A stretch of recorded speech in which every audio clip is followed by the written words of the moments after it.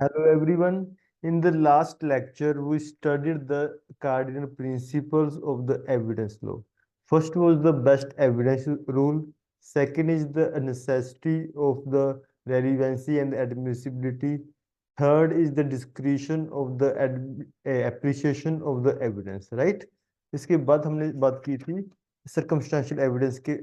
हमने सारा लॉ देखा था। अभी सर्कमस्टेंशियल एविडेंस का क्या लॉ है हमने देखा था कि वो कैसे सर्कमस्टांशियल एविडेंस डायरेक्ट एविडेंस के इक्वल फूटिंग पे रहते हैं, because the definition of the approved and disproved में वर्ड क्या लिखा होता है, और। सो और मीन्स कि उन दोनों की इक्वल फूटिंग पे हैं। बट सर्कमस्टांशियल एविडेंस कब इक्वल फूटिंग पे होगा? जब वो पंचशील जो हमारे गोल्डन फाइव प्रिंसिपल्स हैं, in the case of the Sharad Birdhichand versus state, जिसमें बताए गए थे कि जो फाइव प्रिंसिपल्स हैं अगर उनकी चेन कंप्लीट है तभी सर्कमस्टेंशियल एविडेंस को आप ले सकते हो as per the equal, as on the equal footing of the direct evidences, right. उसके बाद हमने बात की थी कि अगर सर्कमस्टेंशियल एविडेंस, अगर आपको दो अपोजिट व्यूज बता रहे हैं कि एक तो कह रहा है कि towards the guilt of the accused, कि हाँ जी एक्यूज्ड पर्सन गिल्टी है, और सेकंड कोई ऐसा व्यू आ रहा है जिससे गिल्ट अप्रूव नहीं हो रहा, तो हमने ये चीज की थी कि आपको वही व्यू लेना है जो एक्यूज्ड के फेवर में हो, बिकॉज एक्यूज्ड ऑलरेडी एक प्रिजम्पशन को कैरी करके चल रहा है, that is presumption of innocence. Innocence, right. उसके बाद हमने बात की थी कोरोबोरेशन की। हमने इतनी बार ये वर्ड यूज किया था कि आपको कोरोबरेटिंग एविडेंसेस को आपको लेके आना है। What do you mean by corroborating evidences? It means the supporting evidence, जो चीज को, एक तथ्य को, एक फैक्ट को, एक किसी एविडेंस को सपोर्ट करें। तब हमने एक केस किया था मारवाड़ी किशोर वर्सेस स्टेट, जिसमें हमने किया था कि आपको कोरोबरेटिंग एविडेंस कब कोर्ट डिमांड करेगा? जब होली रिलायबल होगा तब कोरोबरेटिव एविडेंस की कोई जरूरत नहीं है। जहां होली अनरिलायबल होगा वहां भी कोरोबरेटिव एविडेंस की जरूरत नहीं है। जहां पे बीच बिचाला है, मतलब इन बिटवीन है, कि ना ही वो होली रिलायबल है ना ही वो होली अनरिलायबल है, वहां हमें कोरोबरेटिव एविडेंस की जरूरत पड़ती है। और corroboration is the not the rule of the law, it is the rule of the prudence, right. इसके बाद हम स्टार्ट करते हैं प्रिजम्पशंस के बारे में। अब प्रिजम्पशंस हमारी डेफिनेशन क्लोज में हमारी तीन डेफिनेशंस रह गई थी: may presume, shall presume and conclusive presume. So सबसे पहले हमें बात करनी होगी प्रिजम्पशंस। प्रिजम्पशंस का क्या मतलब है? प्रिजम्पशन मीन्स आप कोई इन्फ्रेंस ड्रॉ कर रहे हो, इन्फ्रेंस ड्रॉ कर रहे हो, राइट। फॉर एग्जांपल ये शर्ट मैंने पहनी है, तो आप क्या प्रिज्यूम कर सकते हो कि ये शर्ट मेरी है, ये पेन मेरे हाथ में है, इसको मैं यूज करता हूँ, इसको मैं रोज यूज करता हूँ। सो इससे आप क्या प्रिज्यूम कर सकते हो कि, क्या आप इन्फ्रेंस ड्रॉ कर सकते हो कि ये पेन मेरा है, राइट। सो ड्रॉ का मतलब है आफ्टर अप्लाइंग रीजनेबल फैकल्टी, भी आपने रीजनेबल माइंड लगा के आपको ये इन्फ्लुएंस ड्रॉ हुआ कि हाँ जी ये चीज, ये शर्ट सर की है, ये पेन सर का है, राइट।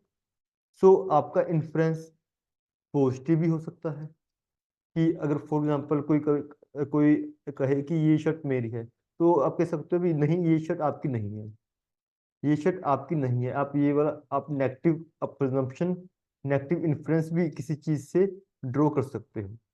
तो एक चीज थी भी, आपने जो प्रिजम्पशन ड्रॉ की, ये आपने प्रिजम्पशन किसके ऊपर की? एक फैक्ट के ऊपर। फैक्ट क्या था कि ये पेन रोज मैं यूज करता हूँ। आपने इस फैक्ट के ऊपर, जो एक फैक्ट एस्टेब्लिश था, उसके ऊपर आपने इन्फ्लुएंस ड्रॉ किया। आपने प्रिजम्पशन के ऊपर प्रिजम्पशन आपने ड्रॉ नहीं करनी है, आपने किसी फैक्ट के ऊपर इन्फ्लुएंस ड्रॉ करना है, राइट। सो अगर हम बात करें कि हम प्रिजम्पशंस क्यों लेते हैं, why we take the presumptions, to shorten the process, कि ताकि कोर्ट का टाइम बचे, राइट। ग्लैनवेल विलियम्स ने कहा था justice delayed is justice denied.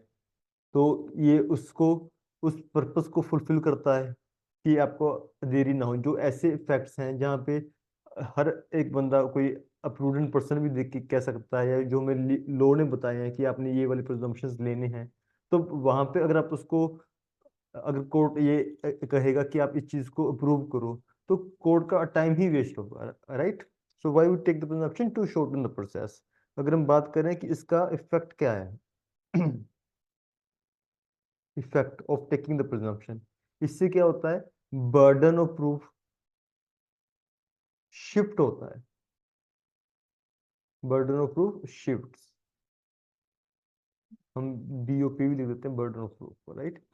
तो वो शिफ्ट हो जाता है। फॉर एग्जाम्पल, अगर ये प्रिजम्पशन मैं ले रहा हूँ कि ये पेन रोज मैं यूज करता हूँ, रोज ये पेन मेरे पास होता है, तो it is a presumption can be taken कि ये पेन मेरा है, ठीक है। तो अभी इससे क्या हो गया कि बर्डन ऑफ प्रूफ किसके ऊपर होगा, कि जो बंदा ये कह रहा है कि ये पेन मेरा, कि ये पेन सर का नहीं है, तो प्रिजम्पशन अभी उसको अप्रूव करना पड़ेगा। It means burden of proof shift हो जाता है, राइट। सो ये था हमारा प्रिजम्पशन के ऊपर। अगर हम बात करें,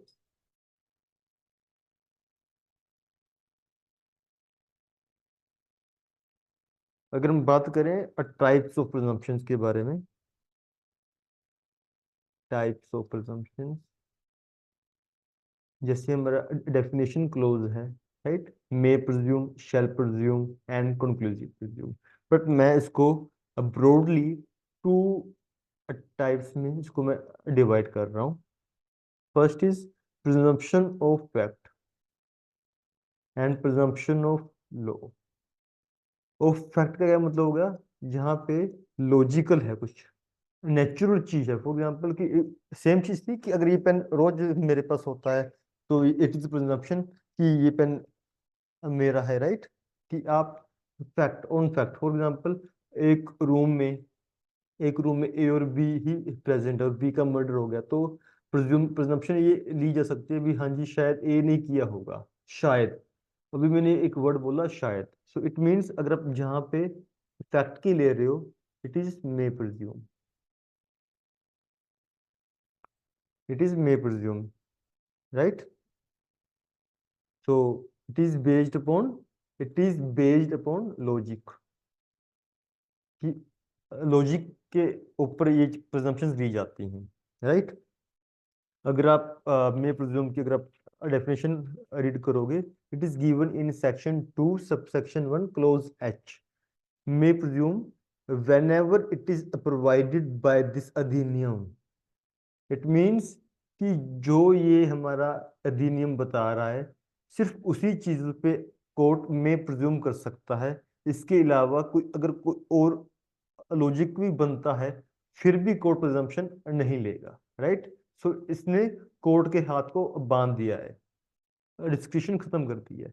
whenever it is provided by this अधिनियम that the court may presume a fact, it may either regard such fact as proved unless and until it is disproved or may call for a proof of it। it means कि court की मर्जी है कि वो ले या ना ले। मर्जी का मतलब ये नहीं होता, डिस्क्रिशन मीन्स जुडिशियल डिस्क्रिशन, ये उसकी अपनी मनमानी नहीं, but on the face of the facts अगर उसको लगता है उसको जुडिशियल डिस्क्रिशन प्ले करनी है, not the ordinary his own discretion, right.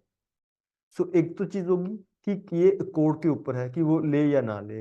अगर उसने ले भी ली, अगर उसने प्रिजम्पशन को ले भी लिया, देन उसको देन जो अदर पार्टी है उसको डिस्प्रूव करने के लिए एविडेंसेस लेके आ सकती है। इट मींस रिबटल अलाउड है, अदर पार्टी रिबट कर सकती है, right. As the word is अगर मैंने बात की, मैं प्रिज्यूम की, as a word written is provided.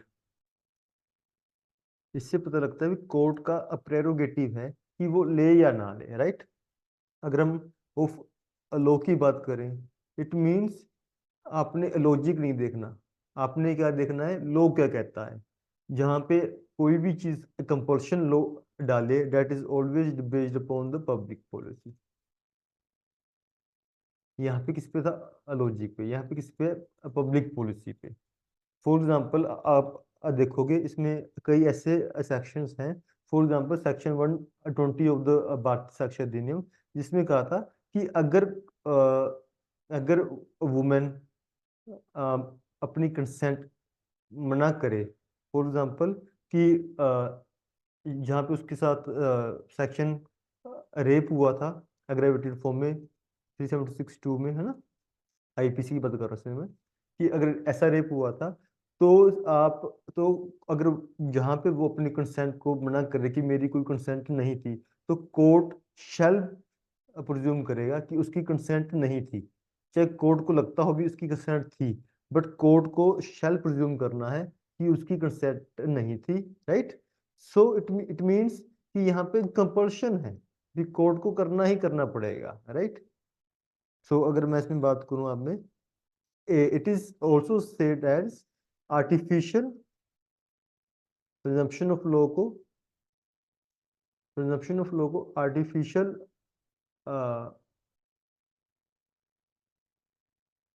artificial presumption भी कहते हैं, और इसको natural presumption। it is a natural presumption because it is based upon the logic, right, and it is the artificial presumption because it is based upon the law, public policy, right। सो अगर मैं इसमें बात करूं कि हम presumption of law को further आगे divide कर सकते हैं टू टाइप्स में, जहां पे रिबटल अलाउड है और जहां पे रिबटल अलाउड नहीं है। जहां पे रिबटल अलाउड नहीं है, नो रिबटल, राइट। अगर मैं रिबटल की बात करूं, इसमें हम डेफिनेशन रीड करेंगे शैल प्रिज्यूम की। इसमें हम रीड करेंगे कंक्लूसिव प्रूफ, कंक्लूसिव प्रिज्यूम की, राइट। अगर आप शैल प्रिज्यूम की अगर आप डेफिनेशन रीड करोगे, it is given in close H L L whenever it is directed। Word क्या यूज हो गया, डायरेक्टेड। में क्या था, प्रोवाइडेड। भी आपको हमने प्रोवाइड की है, आपको मानना ना मानना आपका प्रेरोगेटिव है। डायरेक्टेड मीन्स कि आपको कहा गया भी आपको ये करना है, डायरेक्शन दे रहे हैं, right. whenever it is directed by this अधिनियम that the court shall presume a fact, shall हम बोलते हैं ना, shall means कंपल्शन है। it shall regard such fact as proved unless or until it is disproved। it means rebuttal allowed है कि for example जहाँ पे कोर्ट ने प्रिज्यूम कर लिया कि उस लेडी की कंसेंट नहीं थी जहाँ पे अग्रेवेटिव फॉर्म ऑफ रेप हुआ, तो दूसरी पार्टी दूसरे मेल है, वो एविडेंस ऐसे शो कर सकता है कि इस चीज को निगेट करने के लिए, right. This is directed. And अगर हम कंक्लूसिव प्रिज्यूम की डेफिनेशन को रीड करें, it is given in clause B. Conclusive proof means when one fact is declared. आप देख सकते हो सारा वर्ड्स का खेल है कि वर्ड्स क्या क्या यूज हुए हैं। मे प्रिज्यूम में वर्ड यूज था प्रोवाइडेड, इसमें यूज था डायरेक्टेड, और इसमें वर्ड यूज है डिक्लेयर्ड कि हम डिक्लेयर कर रहे हैं, ठीक है, इसके बाद आपको कुछ नहीं करना, right. means when one fact is declared by this अधिनियम to be conclusive proof of another, the court shall on proof of one fact। एक चीज अगर प्रूव होती है तो कोर्ट ये हमारा अधिनियम डिक्लेयर कर रहा है कि आपको अदर फैक्ट को, जो अदर चीज है, उसको आपको अप्रूव मानना है, right. The court shall on the proof of the one fact regard the other as proved and shall not allow evidence to be given for the purpose of disproving it. It means rebuttal allowed नहीं है, rebuttal not allowed. Understood. इसमें rebuttal allowed है, इसमें भी allowed है, but इसमें allowed नहीं है, राइट। सो अगर हम बात करें, अगर हम हमारे एविडेंस में अगर हम इसको डिवाइड करें कि कहाँ कहाँ हमारे हमें आप में प्रिज्यूम, शैल प्रिज्यूम और कंक्लूसिव प्रिजम्पशन को डिवाइड किया गया है। ऐसा इसमें कुछ कैटेगरी वाइज इसको डिवाइड नहीं किया गया, मिक्स है, ठीक है। तो मैंने कुछ फाइंड आउट किए हैं, तो आप इसको लिख सकते हो। मे प्रिज्यूम की अगर मैं बात करूं, it is mention in section 88, 89, 92, 93, 117 and 119 of the भारतीय साक्ष्य अधिनियम, राइट। अगर मैं बात करूं शेल की, शेल प्रिज्यूम की, it is mention in section 78 to 84, right, and thereafter section 91, 108, 115, 118 and 120 of the भारतीय साक्ष्य अधिनियम, राइट। अगर मैं कंक्लूसिव प्रूफ की बात करूं, it is mention in section 35, 116, right, of the भारतीय साक्ष्य अधिनियम, राइट। तो ये हमारे प्रिजम्पशन है, इन इन सेक्शन में डिवाइड है। अगर आपको सीधा क्वेश्चन आ जाता है मे प्रिज्यूम के बारे में या कंक्लूसिव प्रूफ के बारे में, तो अब आपको सिर्फ सेक्शन 116 नहीं बताना, आपको सेक्शन 35 भी बताना है, राइट। सो इसमें पहले क्या था, जो सेक्शन, अगर मैं बात करूं क्या चेंज आया मेजरली, मे प्रिज्यूम में क्या चेंज आया कि जो सेक्शन 88 था पहले, section 88 of Indian Evidence act, now it is omitted. It talks about the telegraphic messages, right? now ये सेक्शन डिलीट कर दिया गया है, राइट। और अगर मैं शेल में बात करूं, शेल प्रिज्यूम में, शेल प्रिज्यूम में सेक्शन 82 को डिलीट कर दिया गया है। शेल प्रिज्यूम में section 82 of the Indian evidence, Indian Evidence act, it is emitted now. ये इंग्लैंड के प्रूफ्स के बारे में बात करता था, अब इसका कोई यूज नहीं है, राइट। अगर मैं इसके बारे में बात करूं, कंक्लूसिव प्रूफ के बारे में बात करूं, section 113 of the Indian Evidence act, now it is omitted. ये हमारी टेरिटरीज के बारे में था कि जो आफ्टर इंडिपेंडेंस जो चेंजेस आए थे, राइट। तो ये भी कुछ अभी रिडंडेंट हो चुके थे, कोई यूज में नहीं थी, राइट। तो ये चीजें चेंजेस आए हैं। इसके बाद हम स्टार्ट करते हैं हमारे एक क्वेश्चन मेंस का और एक इंटरव्यू का। मेंस का क्वेश्चन है कि अगर कोई प्रिजम्पशन कोर्ट ने ले ली, is presumption evidence, is presumption and evidence, क्या प्रिजम्पशन ले ली तो क्या वो एविडेंस बन गई? It is mention, it is stated in the case law of the Sodhi transport versus state of Punjab,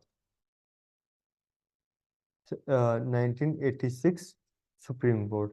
इसमें बताया गया था कि प्रिजम्पशन कभी भी प्रूफ नहीं बनती।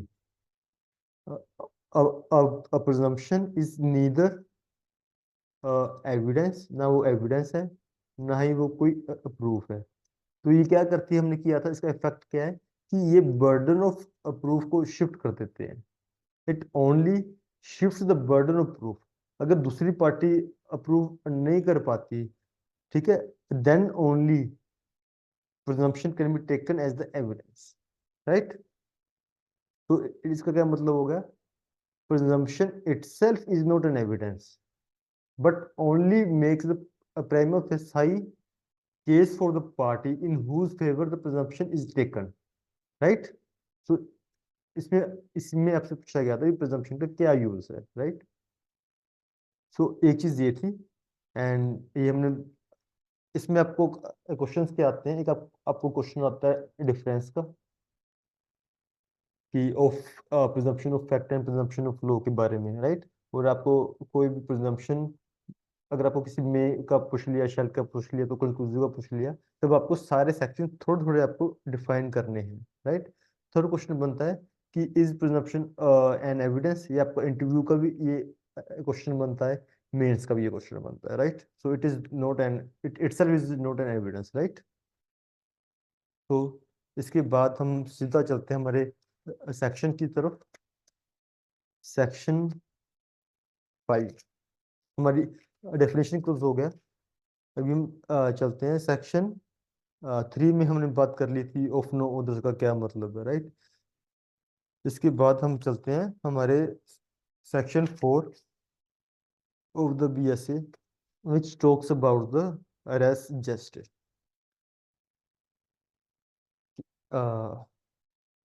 अगर आप section 4 of the BSA, which was before section 6 of Indian Evidence Act, right? अभी ये बात करते हैं रेस जस्टिस। या कहीं वर्ड यूज है रेस जस्टिस? वर्ड यूज नहीं है। तो इसको मैं आपको बताता हूँ कि वर्ड क्या यूज है। Relevancy of facts forming part of same transaction. अगर हम अभी ये चैप्टर कौन सा है, रेलिवेंसी के बारे में। सबसे अगर मैं आपसे जनरली पूछूं, फॉर एग्जांपल किसी एक ही जगह पे कोई मर्डर हुआ या कोई चोरी हुई या कोई एक्सीडेंट हुआ, तो सबसे अच्छा एविडेंस क्या होता है किसी भी चीज का, किसी भी क्राइम सीन का? सबसे अच्छा एविडेंस क्या होता है? सबसे अच्छा एविडेंस होता है मौका वारदात। कि मौका वारदात पे उसके आसपास क्या चीजें हुई, क्या किसी ने क्या कुछ बोला, राइट? तो सबसे पहले मौका वारदात के सबसे पहले क्या होता है, जब कोई ऑफेंस होता है तो पुलिस कहाँ भागती है? ऑन द स्पॉट भागती है जहाँ पे ऑफेंस हुआ, और उस जगह को सील करते हैं कि उस जगह पे कुछ टेम्परिंग वगैरह ना हो जाए, कुछ चीज हिल ना जाए। बिकॉज कि सबसे अच्छा एविडेंस उसके अलावा कुछ नहीं होता, राइट? तो इसीलिए सबसे पहले आपको रेलिवेंसी के चैप्टर में सबसे पहला रेलिवेंट फैक्ट आपको वेरी ट्रांजैक्शन के बारे में ही बताया गया है, राइट? उसी के बाद आपको कैटेगरी वाइज डिवाइड किए गए हैं, राइट? तो अगर मैं बात करूं, सो it is section 4 talks about the transaction. Transaction means मौका वारदात के एविडेंस, राइट? बिकॉज इसी से सभी एविडेंस निकलेंगे, राइट? इसी के आगे ही सभी एविडेंस निकलेंगे भी। हाँ, उसने उसकी शर्ट पे खून के धब्बे थे, राइट? या वो भाग रहा था, वट एवर। ट्रांजैक्शन से ही सभी एविडेंसेस को निकलते हैं। तो अगर हम बात करें इसको, it is a Latin term res gestae, which means things done. ये चीज कई बार प्रीलिम्स में पूछी गई है, और स्टूडेंट्स हमेशा ये चीजें गलत करते हैं, राइट? इसका मतलब है थिंग्स डन। ठीक है, ये कंसेप्ट आया था अराउंड 1610 और 1620 के ईयर के आसपास, और तब से ये वाला कंसेप्ट चल रहा है, राइट? और इसमें क्या चीज है कि अगर हम इसको रीड करें, फैक्ट्स विच दो नोट इन इशू, ऐसी चीजें, ऐसे तथ्य जो खुद में इशू में नहीं है, are so connected with the fact in issue और the relevant fact so as to form the part of the same transaction.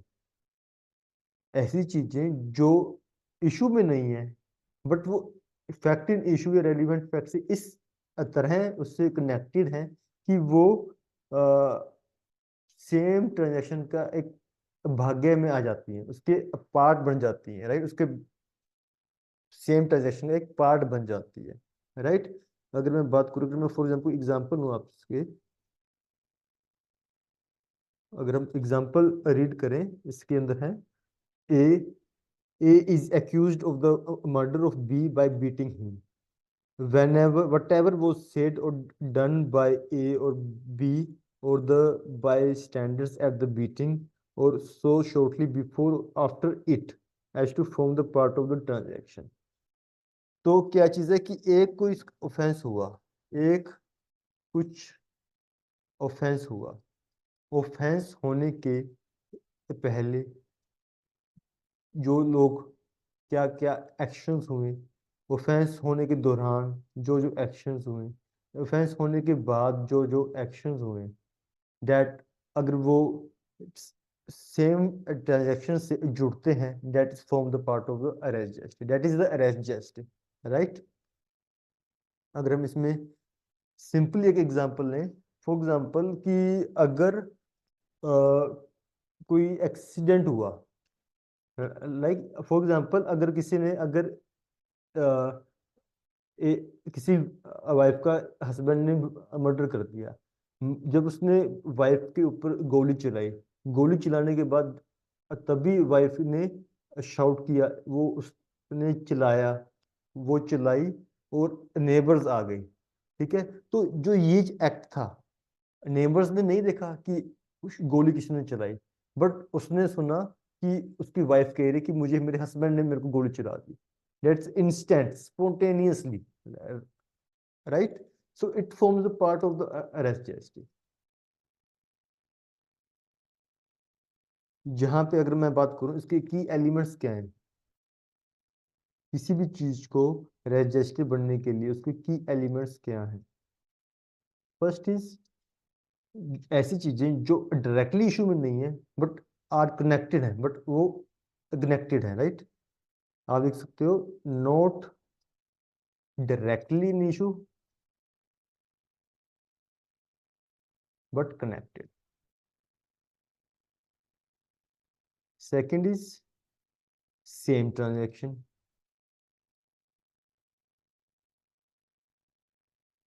Same transaction का क्या मतलब हो गया कि चीज वो जुड़ी हुई है, चाहे वो सेम टाइम में हुई, चाहे वो डिफरेंट टाइम फ्रेम के अंदर, बट वो जुड़ी हुई है। Third is must be the part of the continuous transaction, continuous transaction,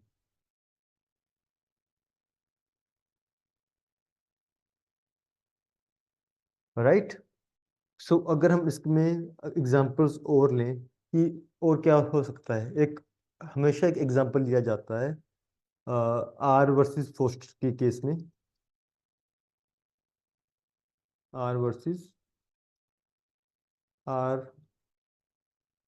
are versus Foster, इसमें एक एग्जांपल लिया जाता है, इसके जो फैक्ट्स थे वो क्या थे कि एक गाड़ी फास्ट जा रही थी, ठीक है, फास्ट स्पीड से जा रही थी, उसने किसी पर्सन को हिट किया, हिट करने के बाद जिसने फॉर एग्जांपल ए पर्सन यहाँ खड़ा है, यहाँ से गाड़ी गई, यहाँ पे इसने बी को हिट किया, यहाँ से निकल गई कार, राइट। तो यहाँ ए ने देखा कि फास्ट कार आ रही है, ठीक है, इसने एक्सीडेंट होते हुए नहीं देखा, जब एक्सीडेंट हुआ, ठीक है, ए ने कहा कि मुझे रेड कलर की कार ने मुझे मारा, ठीक है। अब इसने ए ने एक्सीडेंट होते हुए नहीं देखा, बट जो बी की जो स्टेटमेंट्स हैं कि मैंने कि रेड कलर की कार ने जो फास्ट आ रही थी उसने मुझे मारा, तो ये भी कार रेड कलर की थी और फास्ट थी, राइट।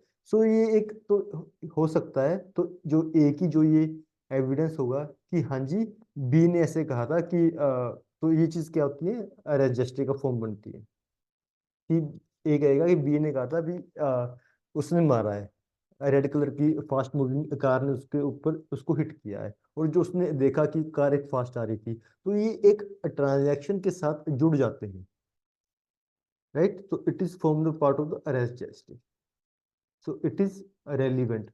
अगर हम जनरली बात कहें कि generally it is hearsay evidence, right. Hearsay evidence क्या था? हियरसे एविडेंस क्या था कि सुनी सुनाई बात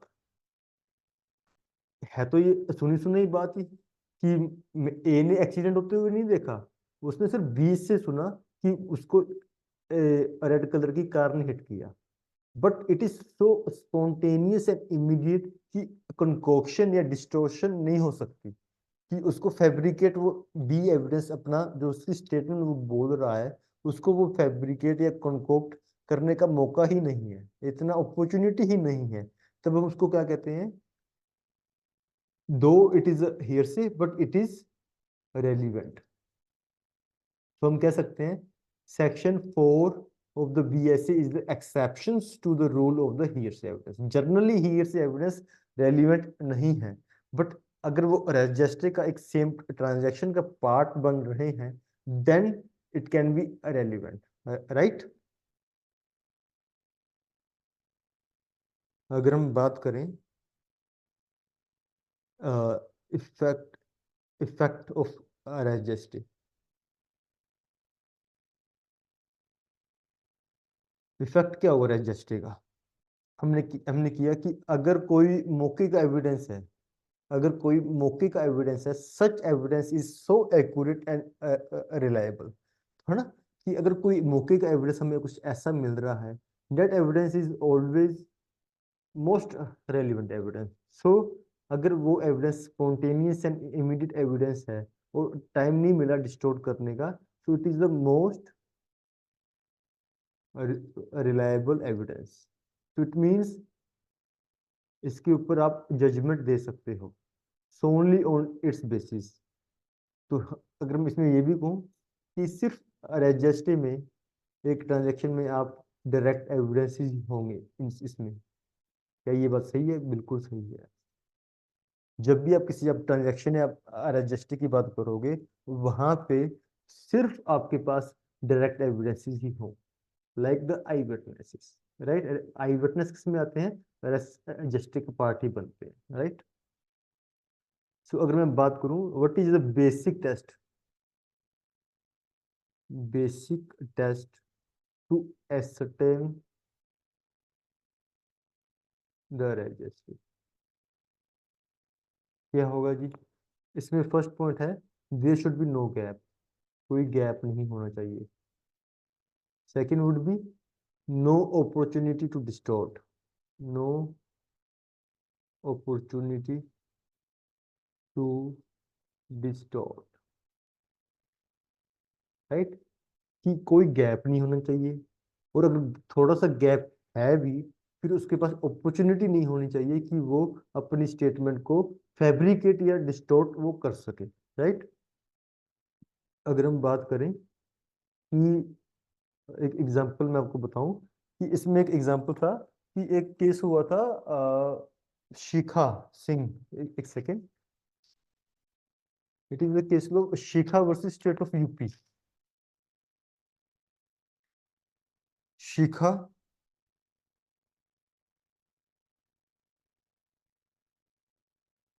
शिखा वर्सेस स्टेट ऑफ यूपी। इसमें क्या था? 1999 सुप्रीम कोर्ट, 1999 सुप्रीम कोर्ट। इसमें क्या था? एक मर्डर हुआ, ठीक है। मर्डर होने के बाद जो वो लड़की थी वो वहीं पे लेटी रही। 30 मिनट का गैप हो गया जब उसने स्टेटमेंट दी किसी को, बट ये चीज ही प्रूव होगी कि उसके पास कोई अपॉर्चुनिटी नहीं थी कि वो डिस्टोर्ट कर पाए, कुछ ऐसे सर्कमस्टांसिस ऐसे थे इस केस के, तो इसमें रेजिस्टर माना गया था। एक एक केस था आर वर्सेस बेडिंगफील्ड का, आर वर्सेस बेडिंगफील्ड, राइट। सो हमने देखा था, हमने हमने पहले भी केस लो किया था आर वर्सेस फोस्टर, राइट।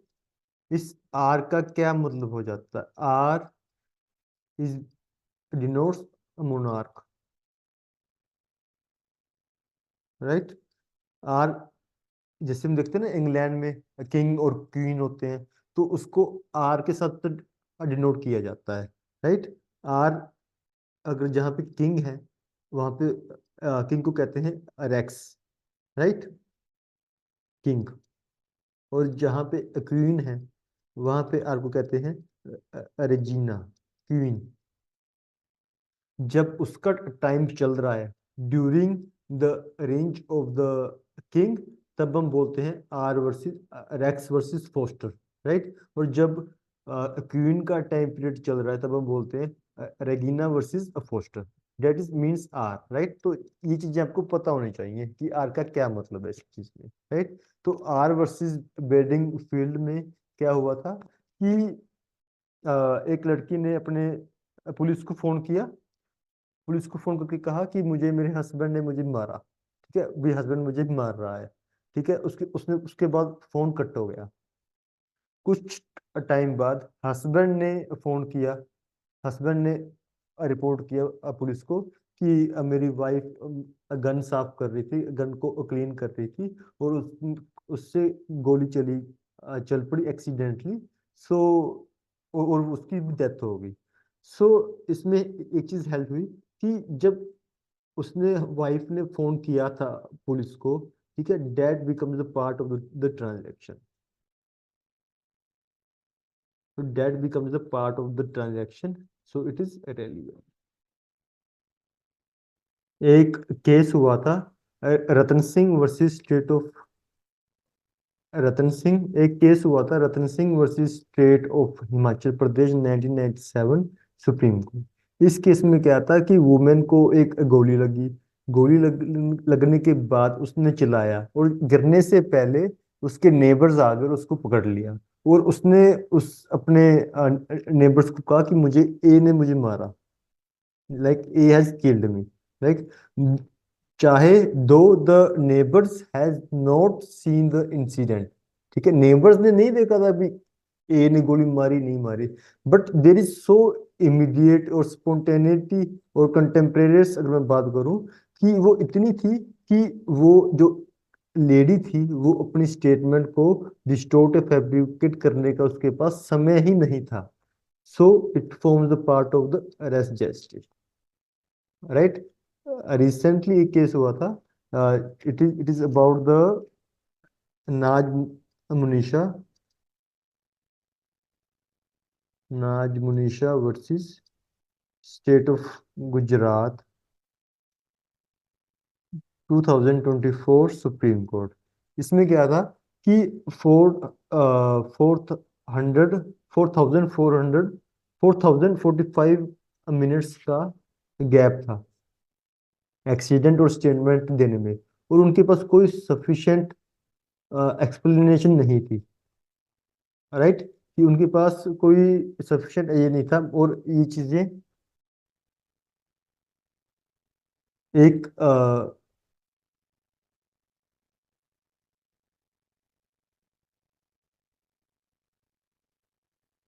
इस केस में क्या था कि देर वॉज 4045 मिनट्स का गैप था, और कोर्ट ने देखा it is sufficient for the fabrication, कि ये पीरियड सफिशिएंट है कि वो उसमें वो फैब्रिकेट वो कर सकते थे, right, as per the facts of the circum as per the facts and circumstances of the case sufficient time था, so it is not for it does not form the part of the arrest just, right। और इसके साथ साथ एक और case था state Shikha versus state of UP, Shikha versus state of UP,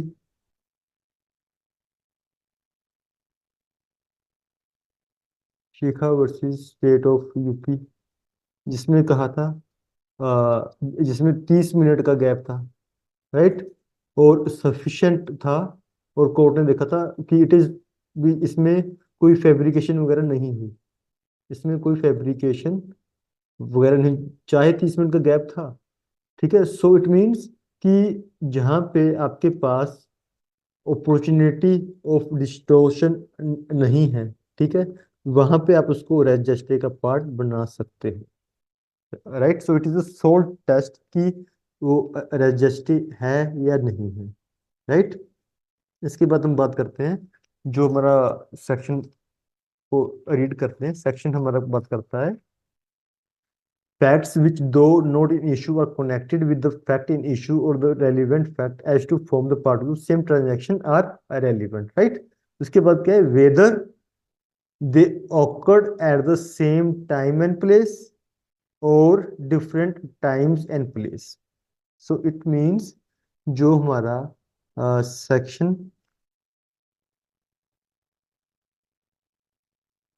4 है registry का, ये दो चीज के बारे में बात करता है, सेम टाइम और प्लेस और डिफरेंट टाइम और place, but time different time और प्लेस, राइट? सो चाहे वो एक, अभी तक हमने जो एग्जांपल्स लिए that is the same transaction के बारे में था, और जहां पे कोई डिफरेंट सीरीज ऑफ एक्ट्स हो रहे हैं ट्रांजैक्शन एक ही सेम ट्रांजैक्शन है, राइट? लाइक अगर हम इलस्ट्रेशन बी को रीड करेंगे, या आपको मैं ऐसे बताऊं कि for example in the example of the conspiracy, जहां पे हमने कॉन्स्पिरेसी की कि हम मुंबई में बॉम्ब ब्लास्ट करेंगे, राइट? तो जो सीरीज ऑफ एक्ट्स हुए, कुछ चीजें मुंबई में हुई, कुछ चीजें दिल्ली में हुई, राइट? और कुछ चीजें 5 अक्टूबर को हुई, कुछ चीजें 6 अक्टूबर को हुई, 7 अक्टूबर को हुई। सो डिफरेंट टाइम और प्लेस हो सकता है, ऐसा कोई जरूरी नहीं है कि सेम टाइम पे ही हो, बट बात क्या है, सेम ट्रांजैक्शन। अगर वो सेम ट्रांजैक्शन में आते हैं देन ओनली, और कोई फैब्रिकेशन की कोई अपॉर्चुनिटी नहीं है, then only it forms the part of the res gestae, right? अगर हम इसकी इलस्ट्रेशंस रीड करें, A is first illustration, A is accused of the murder of the B by beating him. Whatever was said or done by A or B or the bystanders at the beating or shortly before or after the it form the part with the transaction is a relevant fact, right? So ये कहता है कि जब एक beating हो रही थी, लड़ाई हो रही थी, जो चीजें पहले कही गई, जो चीजें बाद में कही गई, जो चीजें दौरान कही गई एक्सीडेंट के, if they form the part of the transaction are relevant facts, चाहे वो इशू में नहीं है, but though they will be the relevant facts, right? Second is, A is accused of waging war against the government of India by taking part in an armed insurrection in which property is destroyed, troops are attacked, and jails are broken open. The occurrences of this fact is relevant as forming the part of the general transaction. General transaction का मतलब चीज वही है, different times and places, right? Though A may not have been present at all the times, right? Last is, A sues B for a libel contained in a letter forming part of the correspondence. Letters between the parties relating to the subject out of which the libel arose and forming part of the correspondence in which it is contained are relevant facts, though they do not contain the libel itself. चाहे हमने बात की ना कि दो it is not an issue, चाहे वो issue में नहीं है, बट कुछ ऐसे लेटर जो हमने पहले दिए बाद में दिए, दैट अगर वो सेम ट्रांजैक्शन का पार्ट बनते हैं then also it is the relevant evidence, right? इसके बाद section 5, section 5 of the BSC and section 7 of the Indian Evidence Act, ये बात करता है कि कोई भी ऐसी चीजें जो आपको occasion, cause, right, occasion, cause, effect, state of things and opportunity के बारे में बताती हैं, that is also the relevant evidence. अगर आप इसकी डेफिनेशन को रीड करोगे, facts which are occasion, cause और इफेक्ट, एक चीज रह गई इसमें रजिस्टर में, अगर कोई, क्या कोई एफआईआर, क्या कोई एफआईआर रजिस्ट्री बन सकती है, राइट? फॉर एग्जाम्पल कि कुछ गोलियां चली पुलिस स्टेशन के बाहर, ठीक है, ए को गोली लगी पुलिस स्टेशन के बाद, तुरंत ही उसने पुलिस स्टेशन में जाके अपनी एफआईआर को दर्ज करवा दिया। तो it forms the part of the registry. वहां उसे टाइम नहीं लगा कि वो फैब्रिकेट कर सके, राइट। बट अगर वो अपनी स्टेटमेंट, फॉर एग्जाम्पल उसको गोली लगी, गोली लगने के बाद उसको हॉस्पिटल में ले गए, हॉस्पिटल ले गए, उसके बाद वहां पे जाके उसकी एफआईआर लॉन्च हो रही है, तो वहां पे उसको फैब्रिकेशन का अपॉर्चुनिटी मिल गई, उसको टाइम मिल गया, तो वहां पे रजिस्ट्री वो नहीं बनेगी। बट जहाँ पे इमीडिएट और स्पॉन्टेनियसली एफआईआर उसने दर्ज करवा दी, वहां पे रजिस्ट्री वो बन जाएगी, राइट। सो ये क्वेश्चन मेंस में कई बार आया है, तो शॉर्ट नोट बना के या कोई प्रोपोजिशन बना के, राइट। सो एफआईआर कब बन सकती है और कब नहीं बन सकती, ठीक है। आई होप आपको ये चीज क्लियर हो गई होगी, राइट। इसके बाद हम पढ़ते हैं section 7, section 5 of the BSc. पहले हमने बात की थी ट्रांजैक्शन के बारे में, ट्रांजैक्शन में क्या हो रहा था। अब कुछ चीजें जो ट्रांजैक्शन के पहले बाद में या उसके रिलेटेड हैं, बट सेम ट्रांजैक्शन में वो नहीं हो रहे, डेट इज ऑल्सो रेलिवेंट चीजें, वो चीजें हमें 5 से लेके सेक्शन 50 ऑफ द बीएससी हम वो चीजें कवर करेंगे, राइट। अभी हम बात करते हैं occasion, cause, effect, state of things and opportunity के बारे में। अगर इसमें हम देखें कि what do you mean bye, what do you mean bye occasion, occasion का क्या मतलब हो जाता है, कहाँ गया ये रहा ओकेजन। अगर मैं आपको सिंपल वर्ड में बताऊं, ओकेजन का मतलब हो गया कि किस हालात में कोई चीज हुई। फॉर एग्जांपल कोई पॉलिटिकल रैली चल रही थी, वहां पे दंगे हो गए, इसका ओकेजन क्या था, a political rally, occasion, right. अगर मैं कोज की बात करूं, कोज का क्या मतलब हो गया, रीजन, क्या रीजन था, राइट। ए ने बी को मार दिया, कुछ प्रॉपर्टी डिस्प्यूट था उन दोनों में, तो क्या कोज होगा, प्रॉपर्टी डिस्प्यूट। तो ये भी चीजें रेलिवेंट है, राइट। इफेक्ट के बारे में बात करूं, इफेक्ट क्या होता है, कॉन्सिक्वेंसेस। फॉर एग्जाम्पल किसी चीज का हो गया, कोई चीज होगी, उसकी क्या कॉन्सिक्वेंसेस हुए। फॉर एग्जाम्पल जब ए बी का रेप कर रहा था, ठीक है, तो अब ए ने उसके ऊपर कुछ स्ट्रगल मार्क्स बी के ऊपर छोड़ दिए, उसकी आर्म्स पे, उसके बॉडी पे, राइट। तो जो स्ट्रगल मार्क्स हैं, that is the effect, struggle marks, that is also relevant चीज, राइट, रेलिवेंट फैक्ट। और उसके बाद था स्टेट ऑफ थिंग्स,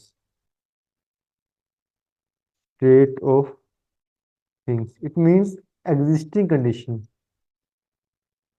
कि किस कंडीशन में, राइट।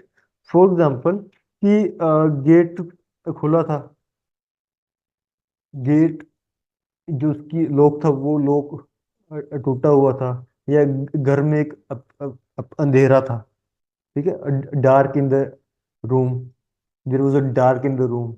सो स्टेट क्या थी, कि अंधेरा था, that is also relevant fact, right. अगर फॉर एग्जाम्पल इसमें एग्जाम्पल क्या ले सकते हैं कि जब रेप हुआ ए का, तो ए ने इंटॉक्सिकेशन स्टेट में थी, राइट। तो it is the state of things which is also relevant fact. Last is opportunity. Opportunity में आप बता सकते हो कि उसके पास पॉसिबिलिटी थी वो काम करने की, या चांस था उसके पास। फॉर एग्जाम्पल एक घर खाली था, राइट। या हमने एक चीज एग्जांपल लिया था लास्ट सीन थ्योरी का, इट मींस कि एक रूम में ए और बी ही थे, बी का मर्डर हो गया, तो उसके पास चांस था, अपॉर्चुनिटी थी। ये चीज हो सकती है कि ओकेजन और अपॉर्चुनिटी या कोज है ना, ये ओवरलैप करें, in it is highly possible चीज, ठीक है, कि ये चीजें ओवरलैप करे, एक ये वर्ड्स एक दूसरे को ओवरलैप करे। हो सकता है ये 5 वर्ड्स इसीलिए लिखे गए हैं कि कोई भी कॉर्नर्स ना रह जाए कि हम उसको रेलिवेंट ना कर सकें। सो अगर कोई ऐसा कोई एग्जांपल आपके माइंड में आ रहा है और आपको लगता है यार ये तो ओकेजन में भी आ रहा है, अपॉर्चुनिटी में भी आ रहा है, और या सेक्शन 4 में भी आ रहा है, जस्टिस में भी आ रहा है, इट इज, इसमें कोई प्रॉब्लम नहीं है। तो इसका पर्पज यही था कि कोई कॉर्नर रह ना जाए, चाहे ओवरलैपिंग होती रहे, ठीक है। तो इसका ये मतलब था स्टेट ऑफ थिंग्स अपॉर्चुनिटी का, राइट। अभी हमने बात की थी लास्ट इन थ्योरी की। लास्ट इन थ्योरी में काफी बार क्वेश्चन आए हैं, ठीक है। इसको आप कहाँ लिखोगे, अपॉर्चुनिटी के केस में। या प्ली ऑफ एलाबाई भी होता है एक चीज, कि मैं तो वहां नहीं था, तो मेरे पास कोई अपॉर्चुनिटी नहीं थी। तो ये नेगेटिव भी हो सकता है, आप इसको ऐसे करके भी रेलिवेंट करवा सकते हो। प्ली ऑफ एलाबाई मीन्स कि मैं वहां पे नहीं था। फॉर एग्जाम्पल इसका मतलब होता है कि फॉर एग्जाम्पल आपने दृश्यम मूवी देखी होगी। दृश्यम मूवी जो अजय देवगन की थी, उसमें क्या था कि एक जगह कोई मर्डर हुआ, उन्होंने क्या बताया कि हम तो उस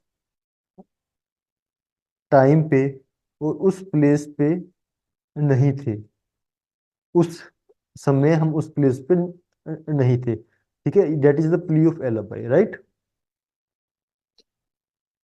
तो अभी हमने सेक्शन 4 एंड सेक्शन 5 हमने कवर कर लिए। अगर हम इसके एग्जांपल्स देखें, the question is whether A robbed B, the facts that shortly before the robbery B went to a fair with money in his possession and he showed, उसने दिखाए और mention the fact that he had it to third person, उसने third person पूछा कि मेरे पास पैसे हैं, is relevant fact. ये किस में आएगा, ओकेजन में आ जाएगा, right. B point is the question is whether A murder B, marks on the ground produced by the struggle at or near the place where the murder was committed are relevant facts. ये किस में आ जाएगा, effect में। And इसमें क्या example हो सकते हैं, कोई खून बिखरा हुआ है फ्लोर पे, right, it is also effect. Last is the question is whether A poison B, the state of B's health before the symptoms ascribed to poison and habits of B known to A, right? Which afforded an opportunity for the administration of the poison. मेरे को B को ए के हालातों के बारे में पता था, उसकी स्टेट ऑफ हेल्थ के बारे में पता था। सो सो उसके पास अपॉर्चुनिटी थी, चांस था, पॉसिबिलिटी थी कि वो कर सकता है। This are the relevant facts under the section 7। So भी हमने देखा कि हमने बात कर रहे हैं ट्रांजैक्शन के बारे में। So we have covered the section 4 and section 5, right. इसके बाद हम फर्दर मूव करेंगे सेक्शन 7 ऑनवर्ड्स, राइट। सो अगर किसी 6 ऑनवर्ड्स अगर किसी को कोई डाउट है तो आप मुझे कमेंट बॉक्स में लिख सकते हो। आप मुझे मेरे व्हाट्सएप नंबर पे, आपके डिस्क्रिप्शन बॉक्स में मेरा फ़ोन नंबर है, आप उस पे मेरे को व्हाट्सएप पे जो भी आपकी क्वेरी है आप मेरे को लिख सकते हो, ठीक है। मैं उसका जल्द से जल्द ट्राई करूंगा कि आपको मैं तुरंत ही उसका मैं रिप्लाई आपको दे दूँ, राइट। सो आप, अगर आपको वीडियो अच्छी लगी हो तो आप इस वीडियो को लाइक करें और कमेंट करें अगर आपके क्या फीडबैक्स हैं, और अपने ज़्यादा से ज़्यादा फ्रेंड्स को शेयर करें, और हमारा बेल आइकन को आप बिल्कुल आप क्लिक क्लिक करें, बिकॉज आपको नोटिफिकेशन मिल जाएगी जब भी हम अपनी वीडियो को डालेंगे, right. Thank you so much.